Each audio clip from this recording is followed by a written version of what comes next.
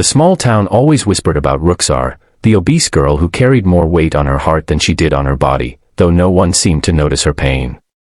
Her family considered her a burden, not because she was unkind or incapable, but simply because she didn't fit society's shallow definition of beauty.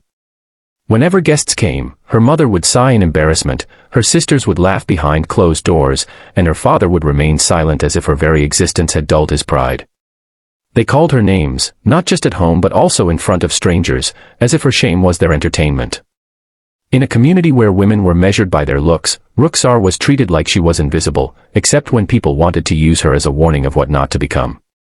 For years, she endured the cruelty in silence, retreating to books and daydreams of a world where people were judged not by appearance but by kindness and character. She dreamed of someone who would see her heart, not her waistline. But dreams rarely come true in villages where gossip holds more power than truth. When a wealthy family approached her parents for marriage, not for her, but for a beautiful younger sister, fate delivered the harshest blow.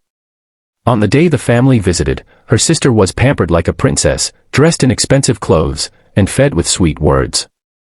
Rukhsar, as always, was hidden in the background, treated as a stain no one wanted to see.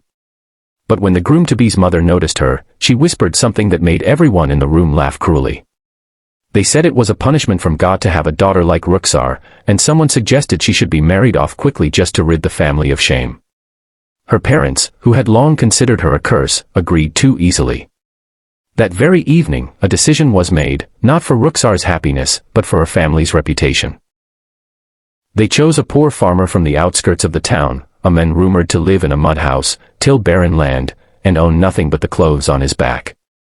To her parents, he was the perfect solution, someone desperate enough to take their unwanted daughter. The marriage was arranged without Rukhsar's consent, and she wasn't even asked for her opinion. On the wedding day, she wasn't dressed like a bride but like a problem that needed to be passed off. The guests didn't celebrate, they pitied the farmer for receiving a wife like her. Rukhsar sat silently, her eyes burning with unshed tears, wondering why her life was treated like punishment when all she ever wanted was love. The farmer, Malik Ibrahim, was a quiet man. He was tall, his hands rough from years of labor, and his eyes calm like someone who had seen storms and survived them. He didn't smile much, and his silence was often mistaken for poverty. People laughed at him too, saying he was lucky to get any wife at all, even one like Rukhsar. But on the wedding night, he didn't mock her. Instead, he gave her space, speaking only a few gentle words. "This is your home now. Live as you wish. I don't expect anything from you."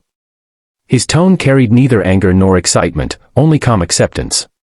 It confused her because she expected scorn, just like she always received. In the days that followed, Rukhsar struggled to adjust. The farmer's home was indeed simple, made of clay walls and wooden furniture, but it was clean and organized. He worked from dawn till dusk in the fields, returning late with tired hands but never a complaint. Unlike her family, he never criticized her weight. He never called her names. He simply let her be, as though her existence was not a curse but a fact of life. Slowly, she began to notice small things about him, how he always shared his meal with a stray dog before eating, how he carried water to the neighbor's house without being asked, how he prayed silently every night, not for wealth but for peace. Yet, despite his kindness, Rukhsar's heart carried scars. She still heard the laughter of her family, still felt like she was living a life handed to her as punishment. When she went to fetch water from the village well, other women would taunt her, saying the poor farmer couldn't even afford a proper bride, so he had to settle for her.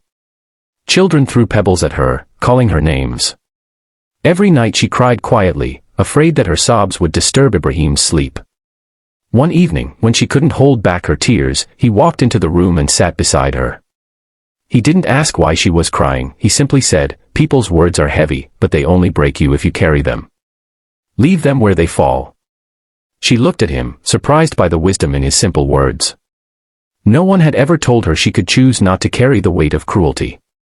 Days turned into weeks, and slowly, Rukhsar began to help him in the fields. At first, she struggled, the sun was harsh, and her body wasn't used to the labor.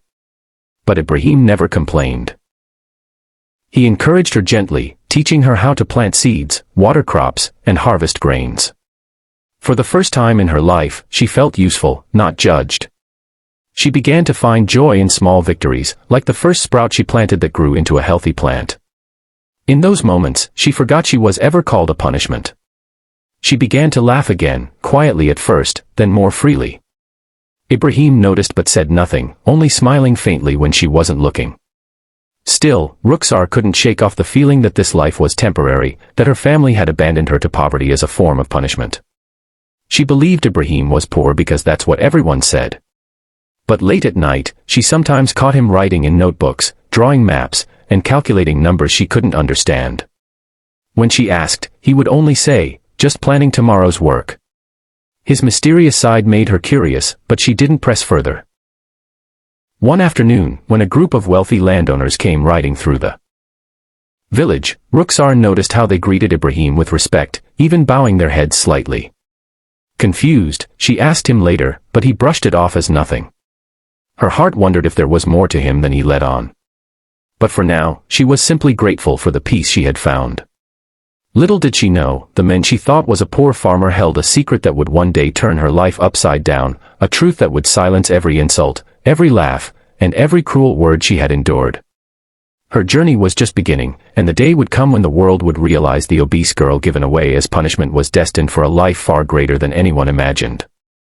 And for you, dear listener, remember this: never judge a story by its beginning, for the ending might surprise you in ways you never thought possible.